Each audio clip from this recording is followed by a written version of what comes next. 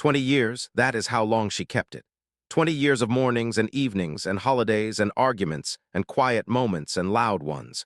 20 years of looking at the man she married and carrying something inside her that he did not know about. Something that would have changed everything if he had known. Something that she buried so deep and held so tightly that it became part of the architecture of their marriage, invisible but load-bearing, holding up the life they had built while silently threatening to bring it all down. On an afternoon in November 2025, standing on the Family Feud stage, she finally let it go. She told her husband a secret she had been keeping for 2 decades, and his response was not what anyone expected. He did not yell. He did not cry. He did not stand there and process it the way people do in the movies. He turned around, walked off the stage, pushed through the studio doors, and disappeared. He stormed out, in front of Steve Harvey, in front of the audience, in front of his children. He just left. And Steve Harvey stood on that stage, genuinely stunned, watching a man walk away from a 20-year marriage in real time. Now, before you decide who is right and who is wrong in this story, you need to hear what the secret actually was. Because this is not what you think. This story has a layer that is going to change everything you assumed in the first 30 seconds. If you are not subscribed to this channel, hit that button right now and turn on the notification bell. Because this is one of the most complex and emotionally devastating stories we have ever told. Let me take you inside. The Holloway family from Nashville, Tennessee, had been married for 22 years. 22 years of building a life in the same house, in the same neighborhood, raising children and paying bills, and doing all the ordinary things that turn 2 people into a family. From the outside, Marcus and Paulette Holloway looked like a couple that had figured it out. They went to church together on Sundays. They attended their children's events together. They hosted Thanksgiving for the extended family every year. They were the couple that other couples in their community looked at and said, "Those two have it together." Paulette Holloway was 43 years old. She was a high school English teacher at a public school in East Nashville where she had taught for 16 years. She taught 11th grade American literature, guiding 16 and 17-year-olds through Fitzgerald and Morrison and Steinbeck and Hughes, helping them see themselves in stories written decades before they were born. She was beloved. Her students called her Mrs. H and came back years after graduation to tell her she had changed the way they thought about the world. She had won her school's Teacher of the Year award 3 times. She ran the Creative Writing Club. She organized the annual literary magazine. She wrote recommendation letters that were so thoughtful and so specific that college admissions officers had called the school to say they were the best they had ever read. Paulette was also a woman who carried things. That was her nature. She absorbed the emotions of the people around her, processed them internally, and rarely let anyone see the cost. She carried her students' struggles home with her. She carried her mother's declining health, driving to Memphis once a month to check on her and manage her care from a distance. She carried the weight of a marriage that, while stable on the surface, had been missing something essential for a long time. Paulette carried all of it with grace and silence because she believed that carrying things was what strong people did. Marcus Holloway was 45 years old. He was a lieutenant with the Nashville Fire Department, a 20-year veteran who had spent his career running into the situations that everyone else ran from. He was respected at his station. His crew trusted him. He had received 2 commendations for bravery and had been instrumental in training the next generation of firefighters in the department. Marcus was a man of action. He solved problems. He made decisions. He moved through the world with the confidence of someone who believed that every problem had a solution and every situation could be controlled. That belief, the need for control, the conviction that he could manage anything if he had all the information, was the thing that would shatter on the Family Feud stage. Their 3 children stood with them. There was Jordan, 20, the oldest, a junior at Tennessee State University studying criminal justice. Then there was Imani, 16, a high school junior and varsity track star who had her mother's perceptiveness and her father's intensity. And the youngest was Elijah, 12, a 7th grader who played drums in the school band and who worshipped his father the way that 12-year-old boys worship the strongest man in their world. Now, here is the secret. The thing Paulette had been carrying for 20 years. It was not an affair. It was not a hidden debt. It was not another man or another family or anything that fit the usual categories of marital deception. 20 years ago, when Paulette was 23 years old and she and Marcus had been married for only 2 years, Paulette had been pregnant with their first child. She was 5 months along. They were excited. Marcus was already painting the nursery. They had picked out a name. Everything was on track. And then Paulette received a diagnosis. The doctors told her she had a condition that created a serious risk to both her health and the pregnancy. They presented her with options. One of those options was a medical procedure that would end the pregnancy but significantly reduce her health risk. Another option was to continue the pregnancy with intensive medical monitoring, accepting a higher level of personal risk. Paulette chose to continue the pregnancy. She chose the risk. She chose the baby. And she delivered Jordan, their firstborn, healthy and whole and perfect, 7 months later. The delivery was complicated. There were moments in that hospital room that Paulette had never told Marcus about. Moments when the doctors had exchanged looks that meant something was going wrong. Moments when Paulette had been in more danger than anyone in her family ever knew, but Jordan survived. Paulette survived, and life went on. But the diagnosis had come with a secondary consequence. The doctors told Paulette that future pregnancies would carry the same elevated risk, potentially higher with each subsequent pregnancy. They recommended that she not have more children. They were clear about it. They were emphatic, and Paulette had never told Marcus. She had not told him about the severity of the original diagnosis. She had not told him about the danger during Jordan's delivery. And she had not told him that the doctors had recommended against future pregnancies. She had kept all of it to herself because she knew Marcus wanted a big family. He had grown up with 4 siblings. He talked constantly about having 3 or 4 kids. It was one of his dreams. And Paulette, who loved this man enough to risk her own life for their first child, could not bring herself to take that dream away from him. So she had gotten pregnant again. Twice. Imani was born 4 years after Jordan. The pregnancy was difficult, more difficult than the first, with complications that required bed rest for the final 2 months. Paulette had told Marcus the bed rest was precautionary. It was not precautionary. It was necessary. She had been in more danger than he knew. Then 4 years later, Elijah, the 3rd pregnancy, was the hardest. Paulette had been hospitalized twice during the final trimester. She had told Marcus it was routine monitoring. It was not routine. Her doctors had been alarmed. They had been direct with her. Another pregnancy could be fatal. After Elijah was born, Paulette had made the decision on her own to ensure there would be no more pregnancies. She had done this without telling Marcus, presenting it as a mutual family planning decision rather than a medical necessity. For 20 years, Paulette had carried the knowledge that she had risked her life 3 times to give Marcus the family he wanted, that her doctors had told her not to do it after the first time, and that every pregnancy after Jordan had been a gamble she had chosen to take because she loved her husband more than she feared for herself. She had never told him because she did not want him to feel guilty. She did not want him to look at their children and see the risk instead of the miracle.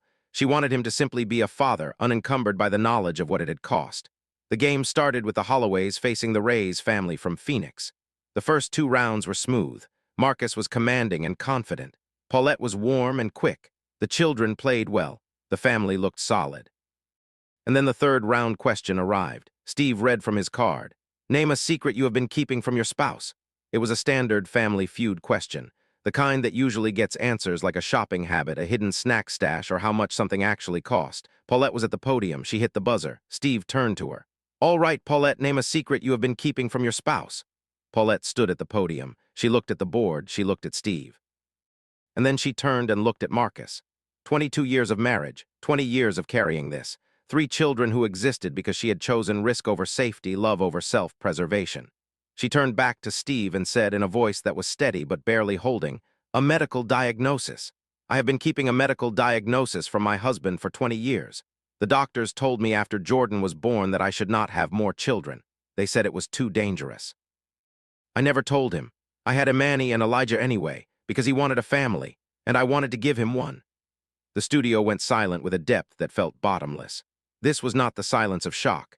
This was the silence of 200 people simultaneously processing something that was so layered, so complicated, so woven through with love and fear and sacrifice and deception that their brains needed time to sort it. Steve Harvey stood behind his podium and his mouth opened, then closed, then opened again. He looked like a man reaching for words and finding nothing adequate. Marcus heard every word. His face went through a transformation that was painful to watch. First confusion, then comprehension. Then something that was not quite anger and not quite hurt but was somewhere in the space between them where the deepest betrayals live, the ones committed not out of malice but out of love, which somehow makes them harder to process. His jaw tightened. His eyes went bright with tears he was clearly fighting not to shed. His hands clenched at his sides. You lied to me, he said. His voice was low and rough. For 20 years, the pregnancies, the bed rest, the hospital stays, all of it. You were in danger and you did not tell me. Paulette nodded, the tears she had been holding spilled. Marcus, I did not want you to have to choose between your family and my safety. I did not want you to carry that, so I carried it. Marcus stared at her. The studio held its breath. And then Marcus Holloway, 20-year veteran of the Nashville Fire Department, a man who had spent his career running into burning buildings, a man who believed he could handle anything, turned around and walked off the stage. He did not say another word. He walked past his children, past the cameras, past the production staff, pushed through the studio doors, and was gone. The audience gasped. Steve Harvey looked at the door that Marcus had just disappeared through, then back at Paulette, and his face showed genuine stunned disbelief. In all his years hosting the show, Steve had never had a contestant simply walk out. The studio buzzed with confused, emotional energy. Jordan and Imani looked at their mother with wide eyes. Elijah, the 12-year-old who worshipped his father, stood frozen, staring at the door his father had just walked through, his face crumbling. Steve recovered first. He walked to Paulette and stood beside her, not in front of her, beside her. "Paulette, I need you to talk to me. Tell me what just happened." Paulette wiped her eyes and took a shaking breath. "He is angry because I kept it from him. I understand that. Marcus is a protector. That is who he is. He runs into fires to save people. The idea that I was in danger and he did not know that he could not protect me, that is the worst thing you can tell a man like Marcus. It is not that I was sick. It is that he was helpless and did not even know it." The insight was extraordinary. Even in the middle of her own devastation, Paulette understood her husband's reaction with a precision that silenced the studio. She was not making excuses for him. She was explaining him.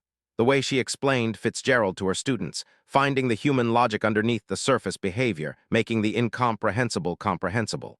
Jordan, the 20-year-old, stepped forward. He was the child at the center of the secret, the baby that had started it all. His voice was tight. "Mom, are you saying that having me almost killed you?" Paulette grabbed his hand. "No, baby, having you saved me. You are the reason I fought. You are the reason I am here. The risk was real, but you were more real. All three of you were more real than any risk." Imani spoke next. The 16-year-old track star's voice was raw. "Mom, the bed rest when you had me. You said it was just a precaution." "It was not a precaution, was it?" Paulette shook her head. "No, it was not." Imani closed her eyes. When she opened them, tears were running down her face. "You risked your life to have me, and you never told anyone." Paulette pulled her daughter close. "I would do it again without hesitation, without regret, every single time." Elijah was still staring at the door. The 12-year-old had not moved since his father walked out. Steve noticed. He walked to Elijah and knelt beside him. "Hey, young man. Your dad is going through something big right now. He is not leaving you. He just needs a minute. Sometimes the strongest men need a minute when they find out they could not protect someone they love. Your dad is one of the strongest men I have met. He will come back." Elijah looked at Steve with wet eyes and said, "He always comes back from fires. He will come back from this too." The quiet certainty of a 12-year-old's faith in his father broke the studio open. People wept. Steve addressed the audience. "What we are witnessing is not a marriage falling apart. This is a marriage absorbing something seismic. This woman kept a medical secret for 20 years because she loved her husband too much to let him carry the weight of it. She risked her life 3 times to give him the family he dreamed of. That is not deception. That is sacrifice on a level that most of us will never understand. And that man who just walked out, he is not angry because she lied. He is devastated because the woman he loves was in danger and he never knew. He could not protect her. For a man like Marcus, a firefighter, a protector, that is the most painful thing in the world." 8 minutes after he left, Marcus Holloway walked back through the studio doors. The audience saw him first. A murmur rippled through the rows. Cameras swung. Steve turned. Paulette turned. And Marcus walked back onto that stage with red eyes and a jaw that was still tight but something else in his expression now. Something that had replaced the raw shock. He walked directly to Paulette, did not stop, did not hesitate, wrapped both arms around her and held on. He held her so tightly that the microphones picked up the sound of his breathing, ragged and broken, against her shoulder. He said one sentence into her ear, but the microphone caught it. "Do not ever do that to me again. Do not ever carry something like that alone." Paulette collapsed into him, 20 years of carrying it alone, and the weight finally transferred. She sobbed into his chest, and he held her, and the children converged around them, and for a long, sacred moment the Family Feud stage was not a game show set. It was a living room, a kitchen table, a hospital room. It was every private space where a family holds each other after the truth has been told, and the world has shifted, and the only thing left to do is hold on. The standing ovation was not the loudest of the season. It was the longest. Nearly 3 minutes.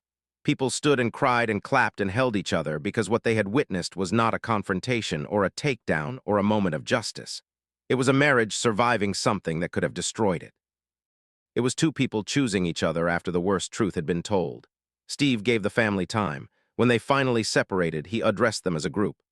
I am not going to pretend I have seen anything like what just happened. A wife reveals a 20-year secret. A husband walks out, and then he walks back in. He walks back in. That is the part that matters, because walking away is easy. Coming back is the hardest thing a person can do. And Marcus, you came back.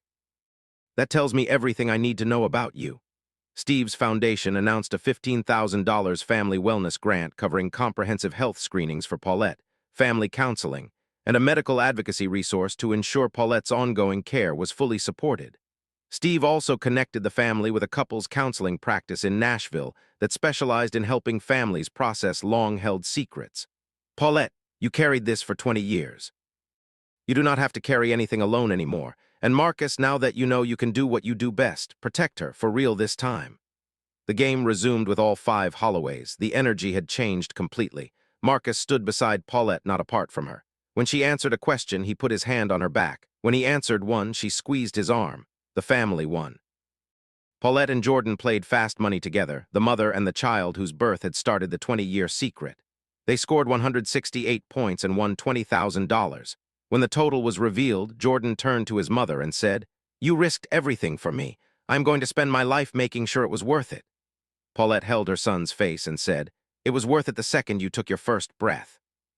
When the episode aired 3 weeks later, the response was unlike anything the show had experienced. The clip was viewed over 88 million times across platforms in the first week, but the conversation it generated was far more nuanced than typical viral moments. This was not a clear-cut story of a villain and a hero. Paulette had kept a medical secret for 2 decades. She had made unilateral decisions about her own health and her family's future without consulting her husband. Some viewers defended her, arguing that her body and her risk were her own to manage. Others argued that Marcus had a right to know, that true partnership requires full disclosure even when the truth is painful. The debate was passionate, respectful, and genuinely split, which made it the most discussed Family Feud episode in years. The hashtag #HeWalkedBack trended globally for 6 days. People used it to share their own stories of marriages that had survived revelations that should have ended them. The phrase became a symbol for the choice to stay, to return, to face something devastating, and decide that the person on the other side of it is still worth fighting for. Relationship counselors cited the episode in articles about the difference between secrets kept in malice and secrets kept in love, and the complicated reality that even loving secrets can cause profound harm. Elijah's line traveled furthest. "He always comes back from fires. He will come back from this too." It was shared millions of times, quoted in sermons, printed on cards, and referenced in articles about the resilience of children and the faith they place in their parents. A 12-year-old boy's unshakable belief in his father became a statement about the power of trust even in the face of uncertainty. The Holloways entered couples counseling the week after the taping. The process was intensive and difficult. Marcus struggled with the knowledge that Paulette had been in medical danger 3 times without his awareness. The protector in him could not reconcile with the fact that the person he was supposed to protect had been protecting him from the truth. Paulette struggled with the guilt of having kept it so long, and with the realization that what she had experienced as love, her husband might have experienced as betrayal. The counselor helped them find the language for what had happened, a sacrifice made in love that had become a secret sustained in fear. The love was real, the fear was real, and the path forward required holding both. Marcus told his therapist something that he later shared in the follow-up segment. "I spent 20 years thinking I was protecting my family, running into fires, putting my life on the line, and the whole time my wife was the one in danger. She was the one taking the real risk. She carried 3 children that doctors told her not to carry, and she did it because I wanted a family. I was out there being a hero for strangers while she was being a hero for me, and I did not even know it." Paulette continued teaching. Her students never knew the specifics of what had happened on the show, but several of them watched the episode and approached her with a new kind of reverence. One student wrote in her end-of-year evaluation, "Mrs. H teaches us that the best stories are the ones where people choose each other even when it is hard. I think she knows what she is talking about." Paulette kept the evaluation in the shoebox where she stored the things that reminded her why she did what she did. 6 months after the episode aired, Family Feud brought the Holloways back. All 5 of them walked onto the stage together. Marcus held Paulette's hand from the moment they appeared. Steve greeted them warmly and asked the question the audience needed answered. "Marcus, 6 months ago you walked off this stage. Tell me where you are now." Marcus took a breath. Mr. Harvey, I walked off that stage because I was in shock. My wife told me she risked her life to give me our children, and she carried that secret for 20 years so I would not feel guilty. I walked out because I could not process it, but I walked back in. And I have been walking back in every day since. Every morning I wake up next to that woman and I understand something I did not understand before. I thought I was the brave one in this family because I fight fires. I was wrong. She is the brave one. She always has been. Steve closed with words that carried the weight of everything the audience had witnessed. This is the most complicated story I have ever told on this stage. A wife kept a medical secret for 20 years. She risked her life 3 times to give her husband the family he dreamed of. She carried that weight alone because she loved him too much to let him share it. Was she right to keep it? I do not know. Was he right to walk out? I do not know, but I know this. He walked back in. And that is the only part of this story that decides what happens next. The secret is out. The truth is on the table, and what matters now is not what she kept from him. It is what they build from here. He looked into the camera. If someone you love has been carrying something heavy, do not punish them for how long they carried it. Help them set it down. And if you are the one carrying it, listen to me. You do not have to carry it alone. The people who love you are strong enough to hold it with you. Let them. That is what love is for. If this story stayed with you, I need you to do something right now. Hit that like button. Subscribe to this channel. Turn on the notification bell. And share this video with someone who has been carrying something alone for too long. Share it with someone who needs to hear that the truth, even when it is 20 years late, is still worth telling. And share it with everyone who needs to know that walking back in is braver than walking out. Because on this channel, we believe that the strongest thing a person can do is not carry the weight alone. It is trust someone enough to share it. I will see you in the next one.